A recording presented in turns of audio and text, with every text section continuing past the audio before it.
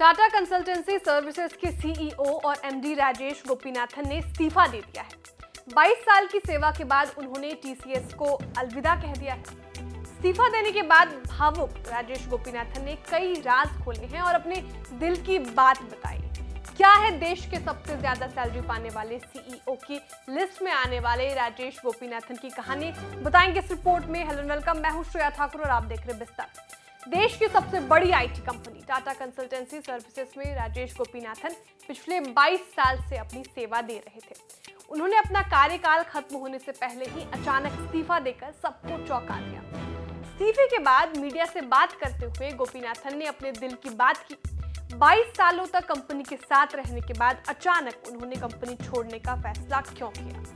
TCS छोड़ने के सवाल पर राजेश गोपीनाथन ने कहा कि मेरे दिमाग में कुछ आइडिया है, आने वाले दिनों में उस पर काम करने वाला हूं। राजेश गोपीनाथन ने आगे कहा, 22 सालों तक टीसीएस और 6 सालों तक कंपनी के सीईओ के तौर पर काम करने के बाद इसे छोड़ना आसान फैसला नहीं था। 22 साल मेरे लिए बेहद रोमांचक रहे हैं। मैंने इन सालों का पूरी तरह से आनंद लिया है, काफी कुछ सीखा है। टीसीएस जैसी कंपनी का नेतृत्व किसी के लिए अपने आप में बड़ी कामयाबी है। इतने लंबे करियर के बाद कंपनी को छोड़ना मेरे लिए मिला जुला असर है। मेरे मन में मिक्स फीलिंग है।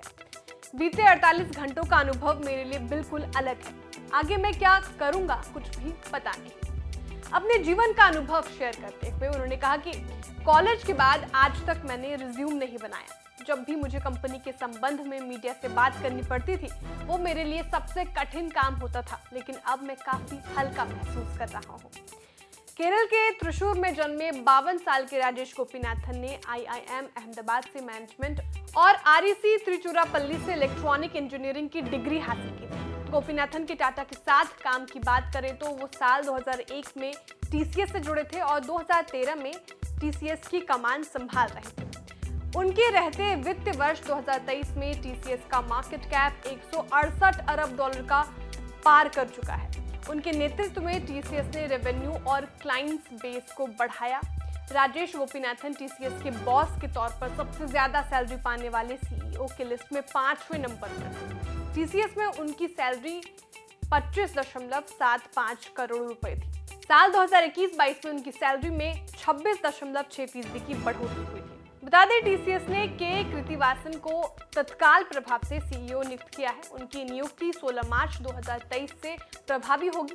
वे राजेश गोपीनाथन के साथ काम करेंगे और अगले वित्त वर्ष में उन्हें एमडी और सीईओ पद पर नियुक्त किया जाएगा। 1989 में कंपनी से जुड़े थे और 34 साल से भी ज्यादा समय से ग्लोबल टेक्नोलॉजी सेक्टर का हिस्सा है। वो कंपनी में delivery, customer relations management, large program management और सेल्स में कई पदों पर काम कर चुके हैं। टीसीएस के शेयर की बात करें तो शुक्रवार को टीसीएस का शेयर 0.35% की गिरावट के साथ 3173.75 रुपए पर बंद हुआ।